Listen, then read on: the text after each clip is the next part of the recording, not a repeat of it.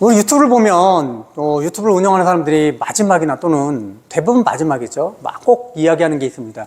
구독과 좋아요, 알림 설정 부탁합니다. 뭐 이런 얘기들을 얘기하는데 그 이 구독이라는 얘기는 몇 년 전부터 이제는 구독이라는 단어가 굉장히 익숙해져 있는데 구독이라는 것들은 어떤 경제적인 의미가 있는지를 좀 살펴보면 예전에 우리가 예를 들어서 냉장고가 100만 원이다라고 하면 예전에는 아주 먼 예전에는 100만 원이 생길 때까지 돈을 모아서 100만 원이 생기면 냉장고를 샀어요. 그럼 100만 원까지 모으지 못하면 냉장고가 필요해도 소비를 미뤄야 했겠죠. 그런데 어떤 제도가 생겼냐면 할부라는 제도가 생겼어요. 100만 원인데 이거를 한 달에 10만 원, 10달 동안 한 달에 10만 원, 10만 원, 10만 원, 10만 원 이렇게 내서 10달 동안 쪼개서 돈을 내서 그 물건을 구입하는 방법이 할부였던 거죠. 그래서 뭐 12개월 할부, 24개월 할부, 36개월 할부 이렇게 쪼개는 기간들이 많으면 많아질수록 쪼개는 기간들이 많아질수록 그때 한 번에 내는 돈은 적게 된다는 거죠.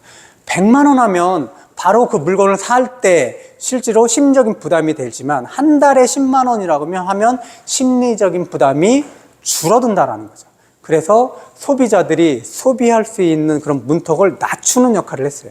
자동차도 그렇고 5년 동안 할부금을 쪼개서 내다 보니까 뭐 몇 천만 원 하는 자동차를 실제로 사람들이 살 수 있다는 거죠. 그럼 할부는 누구를 위해 좋은 거냐? 뭐 소비자에게도 큰 금액이 한 번에 필요한 그런 물건들을 잘게 나눠서 낼 수 있기 때문에 소비자도 할부의 혜택을 보지만 실제로 혜택을 많이 보는 데는 물건을 만드는 그런 회사겠죠. 왜냐하면은 사람들이 소비할 수 있는, 사람들이 살 수 있는 문턱을 낮춰주는 역할을 할부가 하기 때문에 그렇죠. 이거와 비슷한 역할을 하는 게 또 뭐냐면 카드죠, 카드. 카드에서 뭐 3달, 3개월 분납을 한다든지 6개월 분납을 한다든지 뭐 이런 것들을 카드 회사가 하고 그런 수수료들을 우리가 지불하게 되는 거죠. 그럼 할부가 그 소비자의 문턱을 안 하는데 그럼 구독과 할부는 어떤 차이가 있느냐? 구독. 잘 보면 구독 서비스를 하고 있는 게 우리가 잘 알고 있는 대표적인 것들이 유튜브, 그 다음에 영화를 본다든지 드라마를 보는 넷플릭스, 대표적인 세계적인 OTT, 오버 더 톱이라고 하는데 이렇게 OTT를 대표하고 있는 넷플릭스라든지 우리나라 웨이브, 티빙 뭐 이런 것들을 다 구독을 하죠. 한 달에 얼마씩 돈을 내면서 사용료를 내고 있죠. 또는 음악 서비스를 받고 있는 멜론, 지니뮤직, 그리고 우리가 쇼핑하고 있는 그 배달 뭐 이런 것들을 다 도움을 받고 있는 쿠팡, 네이버도 그렇고 배달의 민족, 마켓컬리 이런 것들도 이제 구독 서비스를 하게 된다는 거죠. 근데 여기까지는 우리가 그래도 익히 알고 있는데 얼마 전부터는 이제 LG나 삼성전자에서 가전제품도 구독을 해라. 이제 그럼 여기서 구독이라는 의미는 무엇일까라는 것도 한 번쯤 생각해 볼 필요가 있다는 거죠.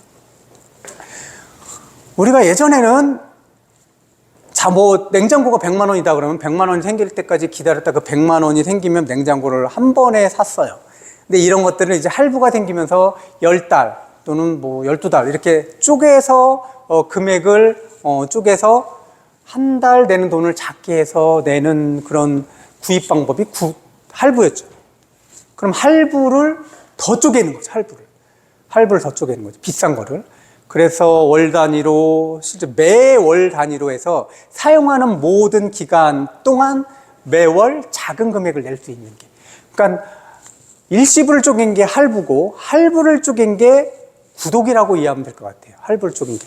그러면 그것들을 사용하는 기간, 모든 기간에 매달 사용료를 내는 것들.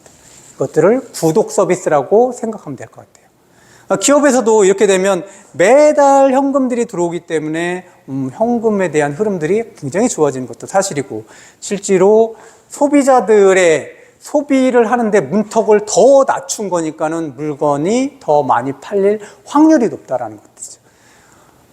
똑같은 예로 사람들이 현금을 가지고 있을 때하고 그 다음에 신용카드를 가지고 있을 때가 훨씬 더 소비를 많이 한다는 거죠. 현금을 가지고 있으면 난 그 돈을 지불할 때 그 현금이 없어지는 그런 고통을 느끼는데 신용카드는 실제로 지불할 때 내 현금이 줄어든다라는 고통을 덜 느낀다라는 거예요. 그렇기 때문에 소비의 문턱이 더 낮기 때문에 신용카드가 훨씬 더 소비를 진작시키는 효과가 있다. 할부가 일시불부도 소비를 더 진작시키는 효과가 있고, 구독은 더 잘게 자르고 소비의 문턱을 낮추기 때문에 실제로 구독 서비스가 소비를 더 진작시키는 효과가 있더라. 그럼 우리는 어떻게 해야 되나? 우리가 현금을 저축을 해가지고 종잣돈을 만들 때, 그러면 종잣돈을 만들려면 소비를 줄이고 저축을 늘려야 되는데, 소비를 줄일 수 있는 방법은 실제 회사에서는 소비를 늘리려고 하죠. 그러니까 물건을 만드는 회사는 소비를 늘리려고 하지만, 우리가 목돈을 만들려고 하는 개인의 입장에서는 소비를 줄여서 목돈을 만드는 데 노력을 해야 된다라는 거죠. 그러면 소비를 진작시키기 위한 방법, 대부분 게 할부 또는 구독 또는 신용카드, 이런 것들이 회사에서 소비를 진작시키는 방법이라면, 소비를 진작시키고 활성화시키는 방법이라면, 이 할부 구독 카드는 소비의 문턱을 낮춰서 소비를 진작시키는 방법이라면, 이 방법대로 한다면 개인은 돈을 모을 수 있는 그런 확률이 줄어든다라는 거죠. 그럼 돈을 더 모으려면 개인은 이어 반대로 가려면 어떻게 돼야 돼요? 현금을 사용한다든지 아니면 적어도 체크카드를 사용하면 소비를 할부나 구독이나 카드를 사용할 때보다 줄일 수 있지 않느냐라는 생각들을 해보게 됩니다.